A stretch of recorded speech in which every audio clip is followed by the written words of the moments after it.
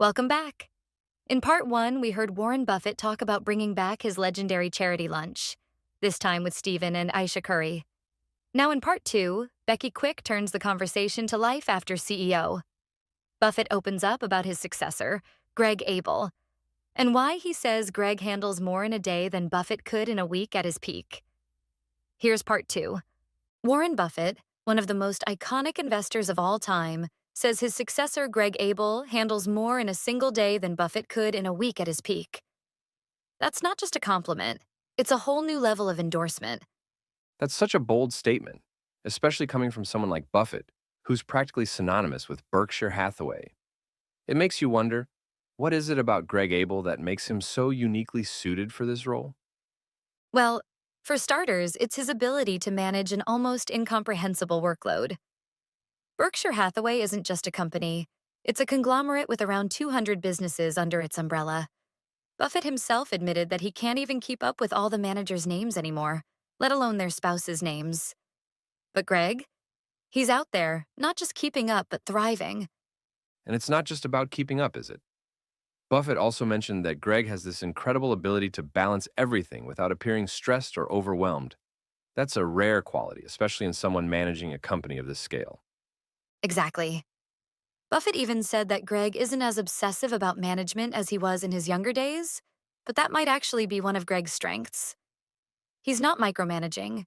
He's delegating, trusting his team, and focusing on the bigger picture. It's a more modern approach to leadership, and it seems to be working brilliantly. That's such an interesting contrast to Buffett's own style. Buffett has always been very hands-on, almost to the point of obsession. But Greg seems to have found a way to lead without losing himself in the minutiae. It's a different kind of leadership, but no less effective. And what's really fascinating is how Buffett has adapted to this new dynamic. Even though he's no longer the CEO, he's still very much involved in the company. He goes to the office every day. He's still part of the investment decision-making process. But he's also very clear about deferring to Greg when it comes to major decisions. That's such a powerful example of humility and trust. Buffett could easily have tried to hold on to power or second-guess Greg's decisions, but instead, he's chosen to support him fully. It's a masterclass in how to transition leadership effectively. And it's not just about transitioning leadership, it's about setting the company up for long-term success. Buffett has always been a big believer in the importance of culture. And by empowering Greg, he's ensuring that the culture of trust and collaboration he's built at Berkshire Hathaway continues to thrive. That's such an important point. Culture is one of those intangible assets that can make or break a company, especially one as complex as Berkshire Hathaway. By fostering a culture of trust and collaboration, Buffett and Greg are creating a foundation for sustainable success. And let's not forget, this isn't just about Berkshire Hathaway. There's a broader lesson here about leadership and succession planning. Too often, companies falter when a longtime leader steps down because they haven't prepared for the transition. But Buffett and Greg are showing how it can be done right. That's so true. And it's not just about having a plan, it's about having the right person in place. Buffett has said that Greg would have been better at the job than he was, even years ago. That's a huge endorsement and a testament to Greg's capabilities.